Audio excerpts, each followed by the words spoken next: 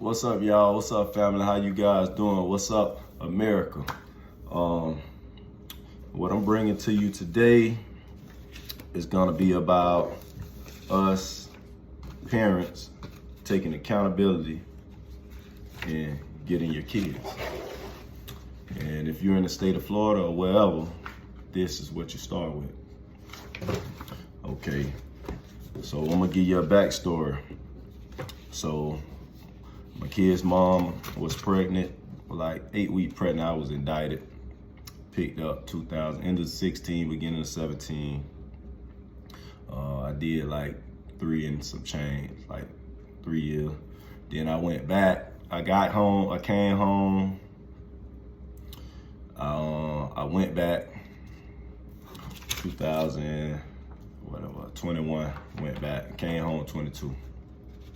So, okay, let's get down to it. So, basically, it's funny. I was in prison, and you know, I went to prison for providing. That's just what I do. So, this what come with the street: lies, deceit, cheating, all the type of stuff. I was the type of dude, I get money, I come home, I take care of home. That's what I did. I ain't really club like that. I don't hang with groups. I don't stand on corners. Never was that. I went to the feds when I was 27. So, boom, 26, 27. So, basically, while I was gone, she decided she was gonna move on. Cool. She got pregnant summer 2018 with someone, baby. I guess she had an abortion. Cool. But I let her know on the phone, hey man, it violated the code, bitch. You know what I'm saying? You got a nigga sleeping in my house. You got pregnant for the man. Now you just gotta eat the shit now you gotta shovel up the shit that I'm finna get out, I'm finna take a big shit. I know I'm giving you some money. And I really don't give a fuck about you no more. We just got 2 kids together. So basically, I come home. I ain't missed but 3 years with my baby was 7. I come home, she turned 10. Boom, I jump right back in motion. Never stopped taking care of her from the spot. Got receipts, shoe boxes, all that from the federal spot. They give you federal receipts. So I was already preparing myself for either child support, joint custody, whatever. I already knew I had to come home and get myself together. So in the process of me getting myself together, I catch a trafficking. Because she gave me a choice. And when you coming home from prison, what you left, you always try to come back and replenish. Once that shit broken, it's broken. You feel what I'm saying? I told her from prison, there's either 2 ways I'm gonna live. In a high rise, somewhere in a nice area without you, or we're gonna build this house. But the foundation was already fucked up, because I'm gonna tell you something about people. They can be around you for so long and they can't fathom how you do it, and some people are slower than other people. You grow apart. You know what I'm saying? You have to accept the fact that you're here and that person is there. Or that person is there and you're here. Like, you just gotta accept that you're not on the same page. So I was one of those people that know that I move fast. You know what I'm saying? I'm not a, you know what I mean? But I'm also smart. So basically, so I come home, I'm still doing for my kids. I come home the second time, I come home 2022. Didn't speak to no one. Just got my shit together. Wasn't talking to mom, dad a little bit. Wasn't talking to my kids' mama at all. I just go pick the kids up, give her, buy a food stamp card off the street, boom, give it to her, let her go buy whatever that she need for the house. Grab what my kids need and whatever. I already know all of them gonna eat, get them a meat plan, so on and so forth. Done. I guess she wants to be cordial and up, but in my eyes, I'm gonna be honest, I've had to take a 6-month course of anger management and battle prevention. Never put my hands on them before. And except for, I'm gonna be honest, before I went back to prison, I guess we were staying in the same house. She just kept pulling up, bringing dudes to the house, I guess to show me, fuck me. So, and she put her hands on my kids. I'm one of these type of people. Mess with my kids. A lot of people, they like to call Crime Stoppers and nah, I'm coming to see about you. I pissed in the bowl and threw it in her face.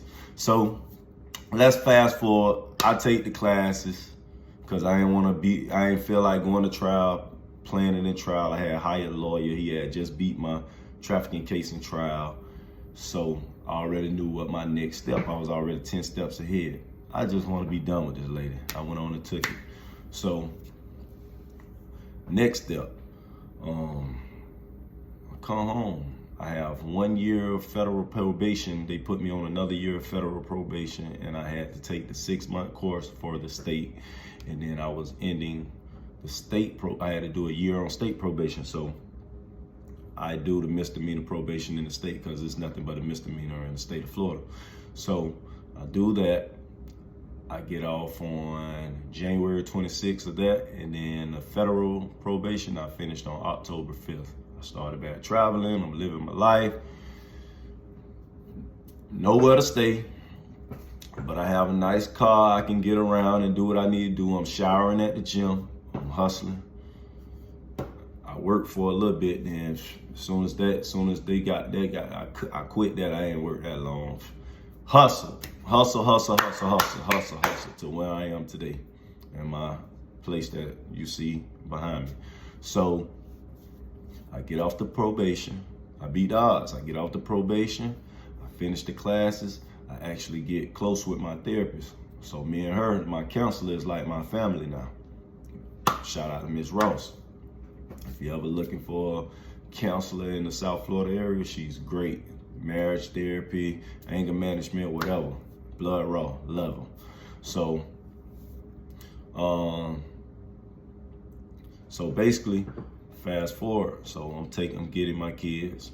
I'm doing everything, pick them up from school, but I have nowhere for them to go. In my mind, I get off papers the 26th of January. I get off federal probation in October in 2023. So the beginning of 24, I brought it in fresh. Got off federal probation, praises to the high.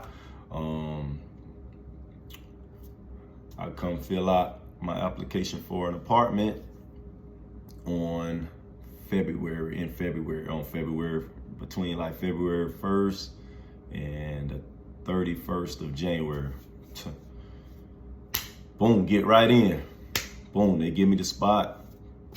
I pay whatever they ask me for to get in, cut my lights on.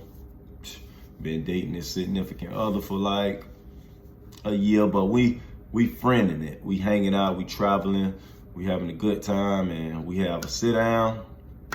Boom, hey, what we building, what we doing. So I decided to bring her along, put her up, you know what I'm saying?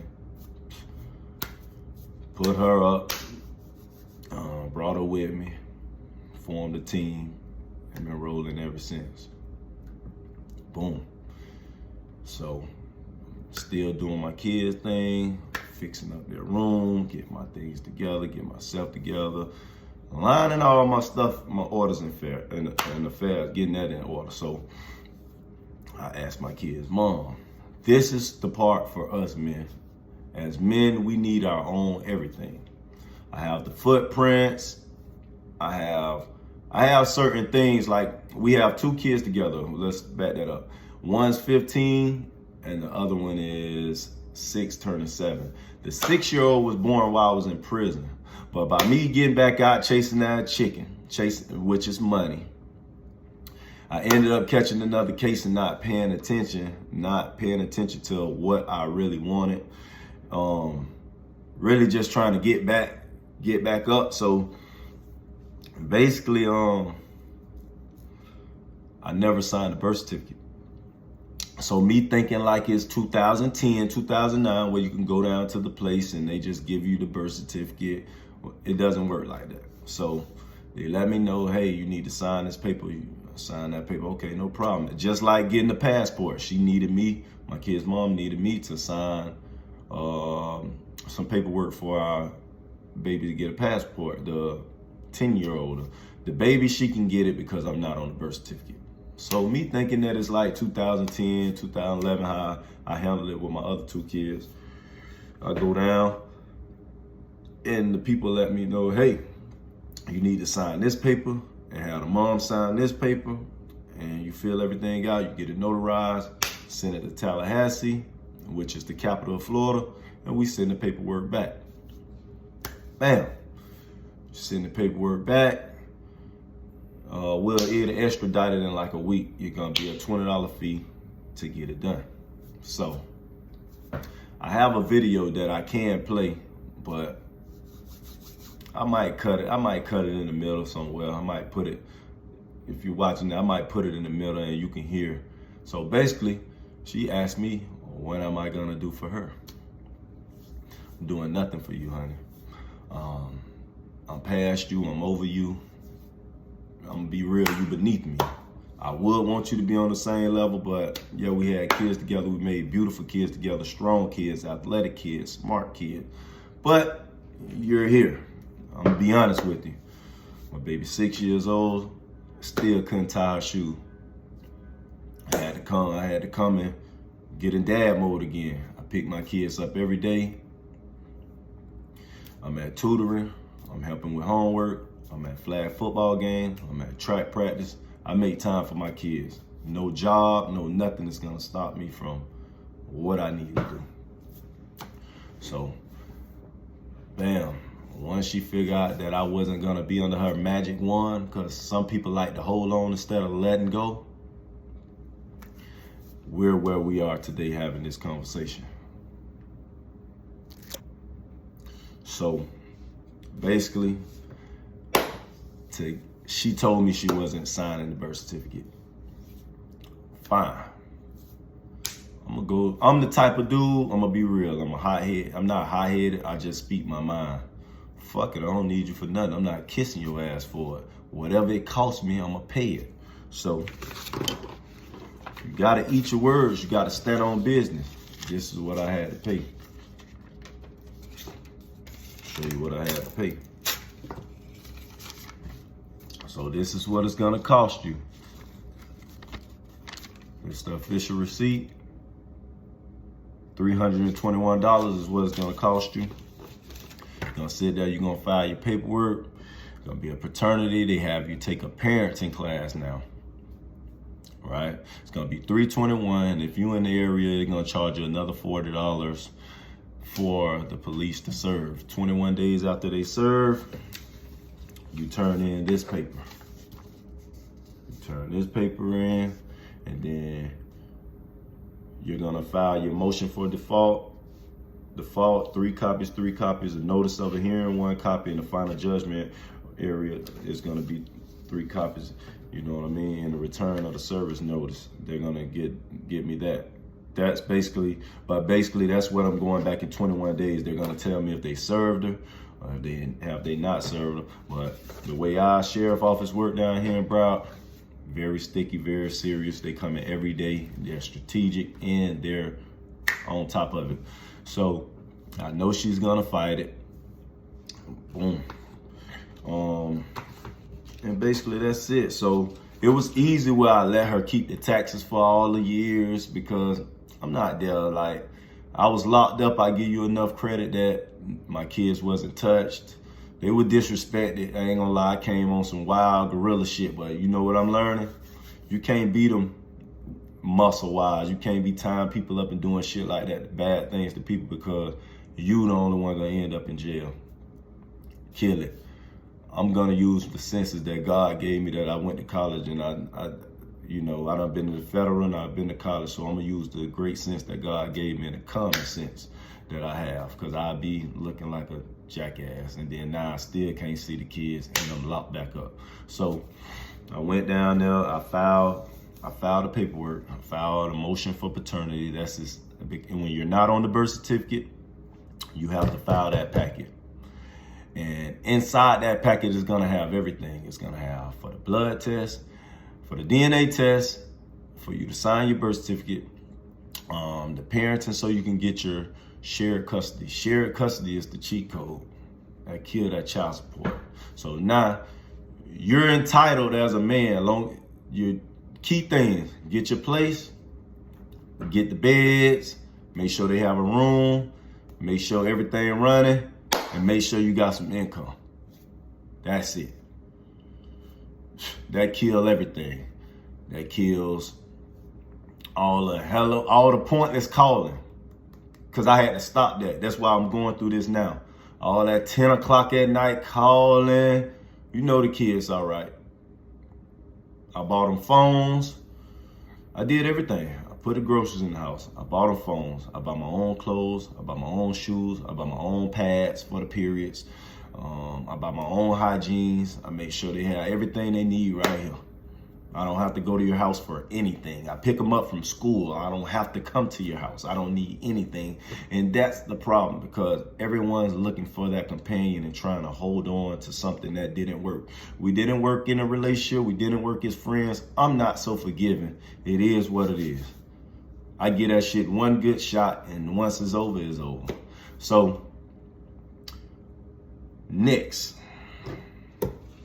Let me see. So next paper, you're gonna have to, okay, so this is what we hold for the mediation. This is what they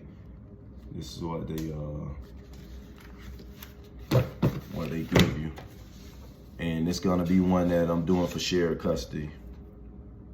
So they sent all the paperwork out, so that's gonna be later down the line. So now I'm on a 21-day wait. She's being served, and now she don't want to let me see. She don't want to let me see my daughter, and it's fine. As long as I get to talk to her and I get to speak to her, everything's good. They let me know they're safe. It's fine. Now, this is where it gets interesting. You keep trying to hold on to my family. That's not your family. It's my family. And you have to go with your family. Go find your family. Go find peace with your family. We're never getting back together. I've accepted the separation. I've built a whole nother life. I'm almost 2 years in with the person that I deal with. We have an understanding, business, logical, spiritual. Like, we have a different connection. So people, you got to learn how to let go. Stop sticking around. It's not your family. Got my mom down with it, talk crazy about me, talk bad about me. And as a parent, as my mom, I'm disappointed in you, but I'm not, because you're heartbroken. You still need to go fix whatever you need to fix from the past. So dealing with the type of person that I am, I think street, I think prison, I think a whole nother, once you cross that line, you stay there. You understand what I'm saying? Trying to turn the kids against me, got my baby talking at war with my partner that's trying to help her. It's things that we could be talking about other than birthday parties and shit like that. And trying to, as parents, we need to talk about, let's talk to our child about HIV. Let's talk to her about teen pregnancy. Let's go get a bottom checked. You know what I'm saying? Let's work on things that needs to be worked on besides talking about pointless shit. Like, I don't care for partying. I don't care about none of that shit. What's the next education move? What's the goal for the next 4 years? I have a 9th grader. She's an honor roll student. She's trying to go in the medical field. She's going into the medical program. I'm thinking, where are we going to take her on visits? You know what I mean? We need to be looking into programs. Is she going Ivy League or is she going regular? And parents get too tied into what the social media and what you want people to think of you as a parent. As long as you do what you need to do, That's all that matters. But like, subscribe, click the link. I appreciate you guys tuning in. Till next time. Peace.